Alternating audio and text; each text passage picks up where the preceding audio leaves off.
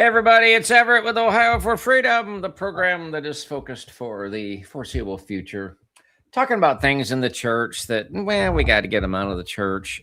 Tonight, folks, is not really a real program. You might call it a color test. I think the color is better. So we've just got a few people on, and that number will grow. But if the color is acceptable to proceed, maybe somebody be kind enough to light up in the chat and say, yeah, it's at least better. We did a repost today, and Terrence told me, he said, I tried to play with that color, man, couldn't make no better. We just decided to go black and white, and people. So anyway, folks, it's kind of a fact-checking exercise that we're going to do tonight, and I have to be brief because I have to be done before my dear friend and sister Laura Lynn Tyler Thompson comes on at 9 o'clock. She's been tearing it up. But there are some things that it's just sometimes just being able to know for sure that you're not crazy is actually a blessing. And that you're knowing that your thought processes actually work properly. Yeah, it's a little bit reassuring. So I want to read a passage of scripture, and we're going to jump right in, but very simply, 1 Thessalonians chapter 5, verse 19, do not extinguish the spirit. The King James would say, quench not the spirit. Do not treat with prophecies with contempt, but test all things. Hold fast to what is good. Abstain from every form of evil. Verse 21, test all things. Now, yesterday, as I was preparing to talk about what we talked about last night on the program, my phone was appropriately blowing up with the service that was taking place at Church International in Warrior, Alabama yesterday. And I know that it's going to be hard to believe, but no, we are not going to be the only comment on Robin Bullock channel forever. It might seem that way. But at any rate, my phone was kind of blowing up and saying he's really doubling down. It's like he's reacting to what you guys have put out on the channel. We showed the Break Street property where Russell and I were almost mowed over by a manic white Toyota Camry with the blaring of horn. And then we detailed the lying voicemail that was left to Dallas's father. And so that all happened, but it really seemed as though Sunday Robin was trying to get out in front or get control again, if he ever had it, of the narrative, or just somehow put his spin on. As I do the math, about $10 million in expenditures. So all I'm going to do is kind of pull I think 3 clips of what he had to say about the first property that they brought, the Break Street house property, the Victorian property. He said some things about that. We're going to see if what he said survives just some scrutiny and a fact check. Then he says some things agriculturally speaking about things that grow. And yes, he makes some pretty strong comments and remarks regarding beef, hence the title, Where's the Beef? So we're just going to see if all of this stands up. I'm going to play this first clip. I'm going to try to just let it play and not say anything, but here we go. There was a house here, still is, sits on the highest hill in the city.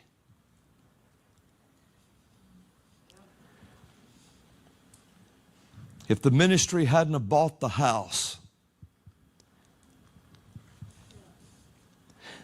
there was someone coming from out of the country, I think it was. Oh, I think it was. They had already put an offer on it. And they were coming from out of the country to open a women's clinic in it, an abortion clinic. Would have sat on the highest hill in the city. But the prophets did battle there and took the hill. woo, everybody just stopping. Woo-wee, woo-wee, woo. I mean, now see, if you're prophetic, I mean, this is really grabbing you because you want to take that hill. You don't want there to be no abortion clinic, but just bear with me. And I don't want there to be an abortion clinic, but I'm going to let this clip finish. I've never told you that. But that's what happened. Okay, I just got to say this, and he's going to repeat this at the very end. I've never told you that. See, this is falling apart like immediately, because that story that, well, we had to buy the Break Street house, we had to buy the Victorian house because they were going to put an abortion clinic in it. If Robin Bullock has never told that before, how come I was talking to people about it a year ago? Now, that's just the facts. How come I was talking to Dallas just the day before about that story and how I personally do not find it believable? Let me play the clip out and I'll give you a few reasons why I do not find it credible at all. That's exactly what happened. I'll never forget, I said, Lord, we didn't even want to buy it.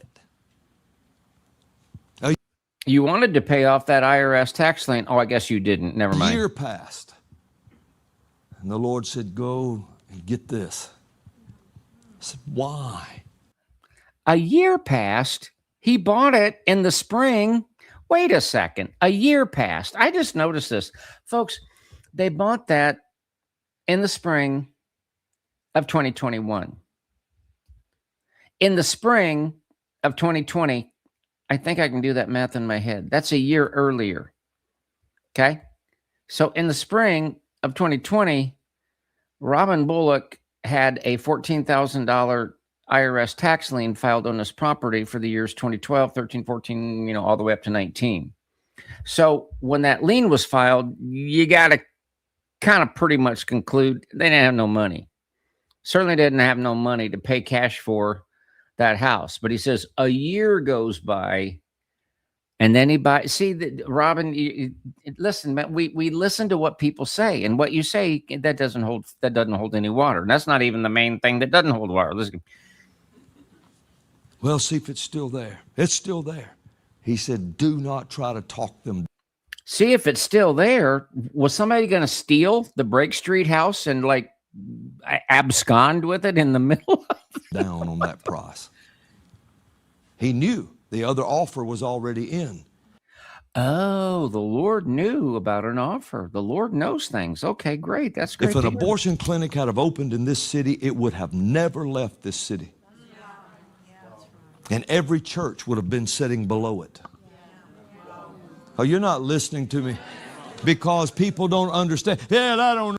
Now, and see, I got to say, that's a pretty clever line right there, because it sounds like prophetic and Christian justification. If an abortion clinic had sat there on that hill, it would have never left. And all the Christians are going to go, oh, thank God it didn't. Thank God Robin saved it. But see, it's not believable. I've already showed you the thing about the year, but we're not even going to just hold on just a second. But I want you to hear what he says at the very end. About this prophetic stuff. You know, you ought to go home and be real still before the devil bites your foot off. Then immediately, see, you're looking at a supernatural building, event. I could tell you over and over what took place, like with that house. See, now you know something nobody else knows. I never told that before in a public setting. Well, then you sure must have told it in a whole lot of almost public settings, because I have heard that story over and over and over and over again. Maybe he's losing his facilities. I don't know. But that is certainly a well-rehearsed story. So the idea that you would stand up there, that this has been a deep, dark secret that's never been revealed until the white Camry almost ran over Russell Watley. But now I'm telling you the story about how... Okay. Can I tell you a couple things, folks?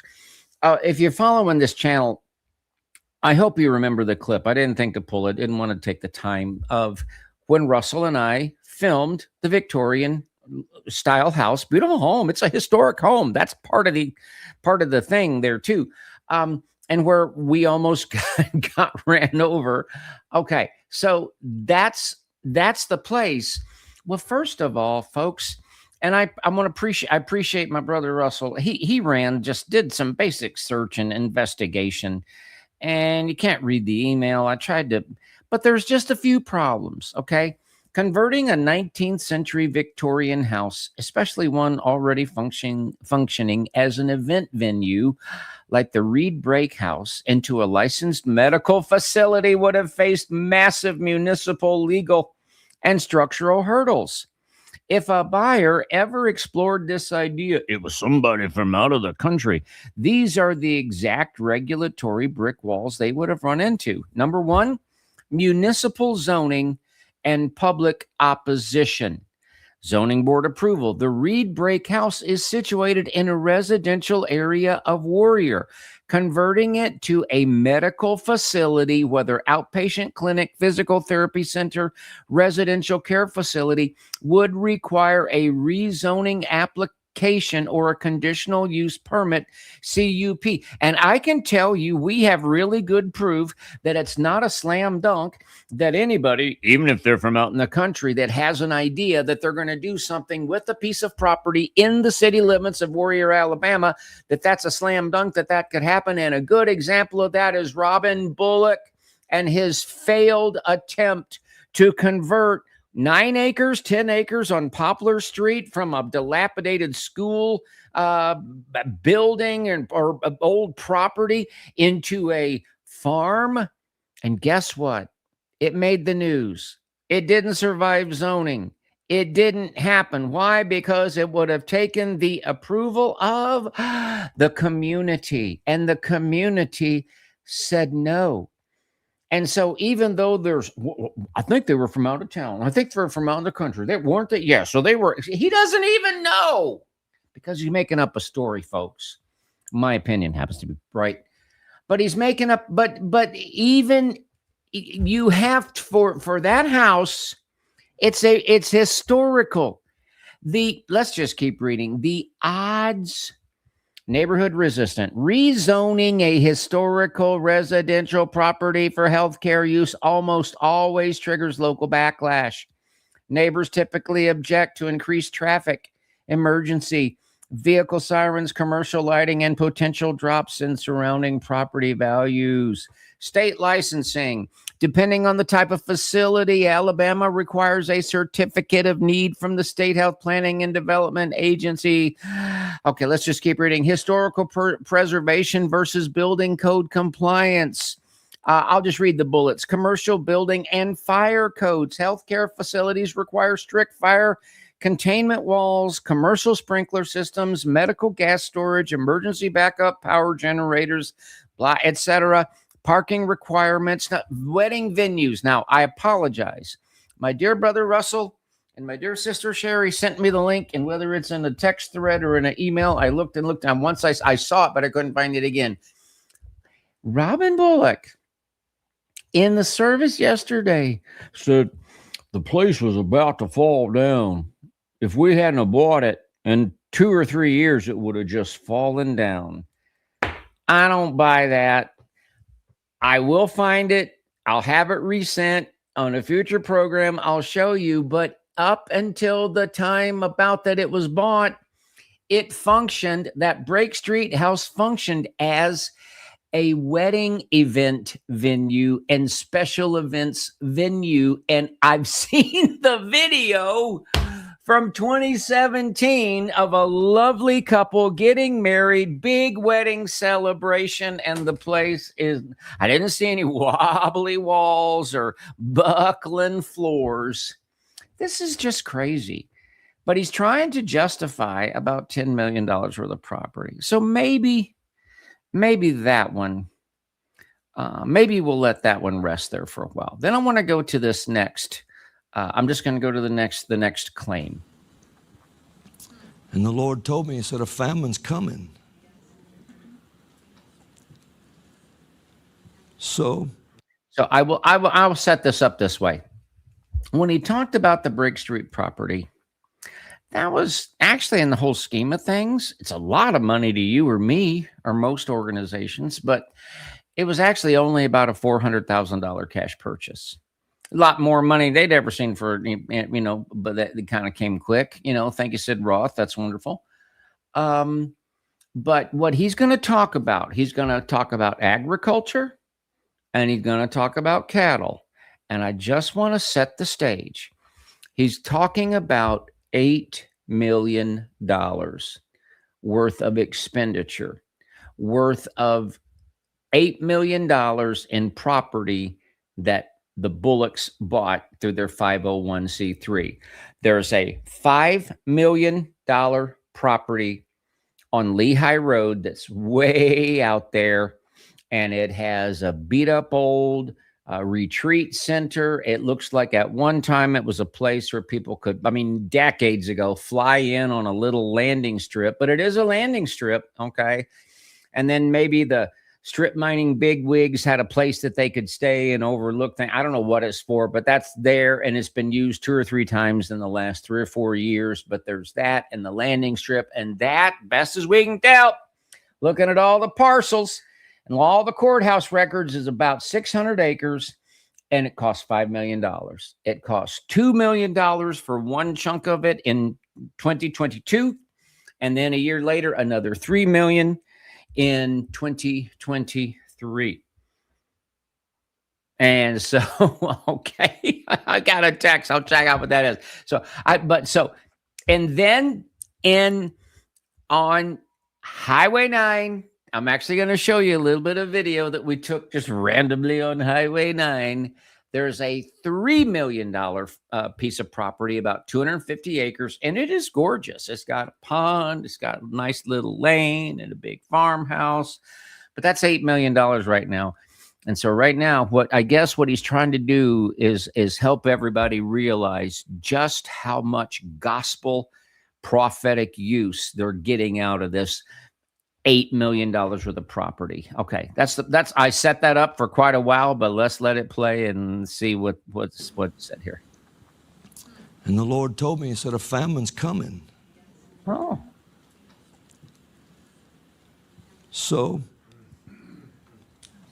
he said, I want you to do this. He said, I want you to have a farm. Yeah. And so this property came into our hands. Yeah, that property, it was just walking down the street, and it just jumped into their hands. And we were able now, people say, well, it's just these 3 little greenhouses. Really? That's because you can't get behind the locked gate. The 3 little greenhouses that you see, they're called propagation houses, where we test soil. 3 kinds of soil. Why would you want to do that? To see what grows the best.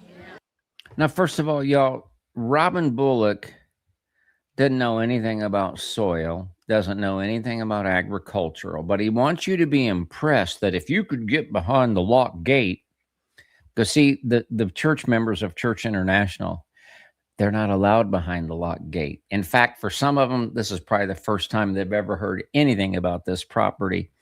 But he's trying to defend. Let's just take a look at what we're talking about here. Oh my, didn't I save that? All right, we're going to bring it up. Sorry, Andrea, I put it in there. We're going to bring it up. How do I do that? Here's what I'll do. I'm going to do that. Y'all, I told you this wasn't really a program. I'm going to show you something.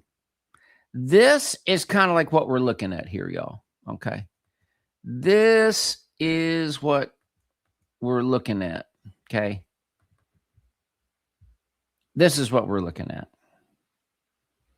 About 3 of these. And nothing against those. I have, these are nice greenhouses. I have nothing against greenhouses. Some of my best friends are greenhouses. Greenhouses are a wonderful thing. But this is giving me fits. It's not liking this. I'm not liking what this is doing. Okay, now. Well, I messed that up, okay? So let me get rid of this. And we may come back to that. We may come back to that. I apologize, y'all. I put this in the slides kind of at the last minute, and I guess I didn't save it. Okay, this is what Robin Bullock is defending. Okay. And again, if you had a couple of acres and you wanted to grow some stuff, cool. Knock yourself out. But I just want to say, in a minute here, you're going to hear him talk about feeding a city. Are you looking at a city's worth of anything right there? I don't think so. Now, let's see here. I'm going to try to get you. I got 5 of these, and I'm sorry I messed it up. Oh, let's go with this one. This one's going to, get ready to be impressed. This is going to knock your prophetic socks off. Yeah, there you go. And thank you, Andrea, Andrea and Dallas. See, we're walking a fine line here, folks. Got a documentary coming out. Going to spill a whole lot of beans. I don't want to pre-spill the pre-beans, but we're showing all of this, okay? But I do want to thank Robin. There was a little bit of narrative that I needed for this particular part of the 6-part documentary series. And Sunday mornings or all day Sunday really helped us. Really, really, really helped us. But folks, none of this stuff is climate controlled. None of this stuff is very big. I mean, look, I'm over here in Westchester. You go just a few hundred yards, you're over the Butler Warren line into Mason. Okay. Natorp's nursery, huge wholesale supplier to the greater southwestern, northern Kentucky, southeastern corner of Indiana. Huge, huge, huge. You drive by and you see these greenhouses that are like 200 feet across, 100 feet high, and they are like a quarter mile, half long, and there's bunches of them, bunches of them, bunches of them. And all due respect, Dallas and Andrew, I mean, oh my goodness, talk about working for, never mind. They're going to tell you. They're going to, folks, this is Robin Bullock's idea of feeding a city. I'm going to show one more if I can bring it up. I'm going to try to bring it up. Okay, here's one. Here we go. Look at that. This is what Bullock is using to justify and defend his $8 million worth of property. That's it right there. And you're going to hear, folks, that for the longest time, it didn't even have irrigation. Has these new fruit plants, and there's no way to water them unless you want to take a bucket, walk down to the creek, put your bucket in the creek, pick it up, and walk like 300 feet, 100 yards or more, and pour it out on the ground. You're looking at a boy man talking to you. So we grow, and we grow this, we'll put soil in with horse manure mixed up with this and this. And then we do cow manure with this and this. And then we'll do a compost mix with this. And we want to see what grows what. But they set right at the back of 39 fruit trees. Ooh, 39 brand new fruit trees. Wow. Yeah. I mean, if you go buy a brand new fruit tree, and you put it in the ground, 39 of them. Yeah. In about 5 years, you get an apple, maybe a pear of apples.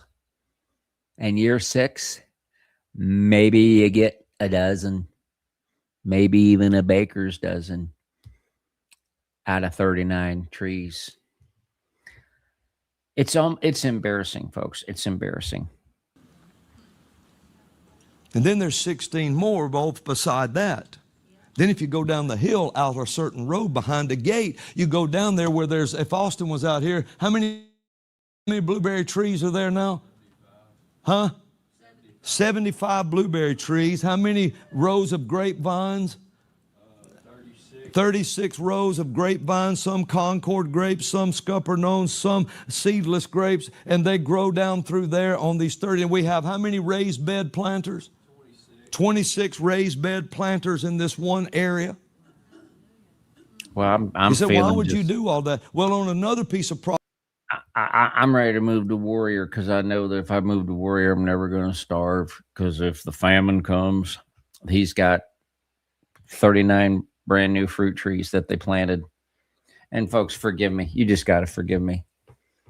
So now that Dallas and Andrea are out of the picture, who is the head honcho in charge? Who is the mastermind of all this? Remember the guy that Phineas Dake, mark him, Phineas is in charge of the whole operation. Let's keep going here. Now, here's where it just gets, the math is just, a piece of property the Lord gave us. What happened is that the Lord said, I was going to plant that for food. And the Lord said, no, this is a cattle land. So we started buying cattle and putting there. And on this land, it does nothing but raise meat. Okay. And then we have our chickens and the eggs and all of that over at the other farm. We're about to... Jesus did say, go into all the world and plant farms and raise chickens and collect eggs. Put sheep on that land. Sheep sounds I'm not talking pretty about gospel. wool sheep, meat sheep. The Dorby things, I think they call them. And so we're doing that, and we plan on raising so many head of cattle, so many sheep. And you say, why would you do that? Because if anything ever goes south, we can feed a city. We can feed a whole city.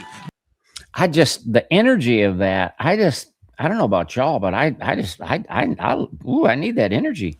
And so we're doing that, and we plan on raising so many head of cattle, so many sheep. And you say, why would you do that? Because if anything ever goes south, we can feed a city. We can feed a whole city. Okay, he can feed a city. He can feed a whole city. Now, in that talk that he did, he said that, Warrior's 3,300 people. That's easy enough to verify. So you can do this on your own. USDA and I forget the websites, but this is government website stuff.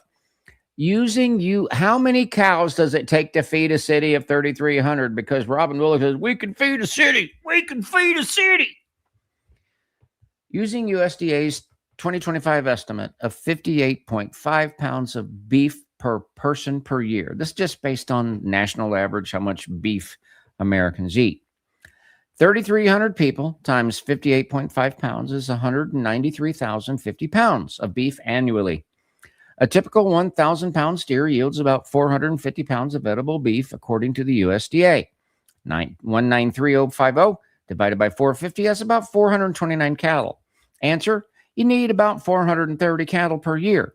That's 36 cattle per month, 8 cattle per week, 1.2 cattle per day, with larger, more modern furnished cattle yielding closer to 570 pounds of packaged beef. The number could be closer to 333 cattle. So a reasonable practical estimate is about 340 to 430 cattle annually, with roughly 400 cattle being a useful round figure. So let's just figure 400. Is it okay if we just figure, Warrior, those people are pretty strong and I mean, they got a healthy appetite down there in Warrior, and we got to take care of them. They're going to need 400 cows a year to have enough beef. Okay. What size herd do you need? Well, 600 to 650 mature cows, about 20 to 25 breeding bulls, approximately 90 to 125 replacement heifers, total cattle physically in the operation. If the ranch raised the calves all the way to slaughter weight, rather than selling them after weaning, it would ordinarily about 600 to 650 cows, 20 to 25 bulls, 90 to 105 replacement heifers, approximately 520 to 560. Look at the bottom number where it's in bold. Total herd on hand could peak around 1,500 to 1,750 head. You'd need about 1,500 to 1,750 head just to supply the beef needs of the city of Warrior. But people don't only eat beef, but hey, let's not get bogged down in reality and facts. Where's the beef? Let's just stay with the beef. Let's just pretend that people only eat beef every day, and let's just keep going. Okay, so you need 1,500 head of cattle to 1,750 head of cattle. How much pasture land do you need to continuously supply beef for 330 people? Okay, that went through that. Okay, now, how much pasture land?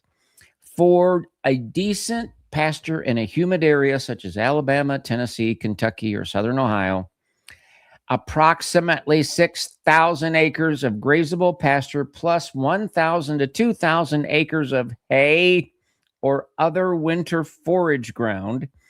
That's 7,000 to 8,000 acres, about 11 to 12.5 square miles. Now, in the one regard, it's impressive what the Bullocks have bought with the Lord's money that isn't producing any gospel, that isn't feeding any homeless, that hungry, that isn't clothing any naked or helping any widows or helping the poor whatsoever. But he does have a dream and he does have a vision because the Lord told him. Let's just take a look. This is just a casual drive-by. Let's just drive by Highway 9, shall we? And then when we're coming up on a good all right, I'd slow down right here because this starts his property line right here. Now, the deep southern sounding voice you will hear is that of Moose Dwayne Bridges. Dr. Bridges was with me just a couple of Saturdays ago. And we are on Highway 9, and that's beautiful, but that's somebody else's land right there, y'all. That's somebody else's. How much pasture do we need for this deal? Nothing like that. Didn't it say like 6,000 acres? I'm not sure that's 6,000 acres. Yeah, this is $3 million. But wait. Now, y'all, this is not somebody's house. This is not where somebody lives. We have no knowledge to indicate that anybody lives here. We just know that the 501c3 of Youth Force Ministries International bought this for $3 million.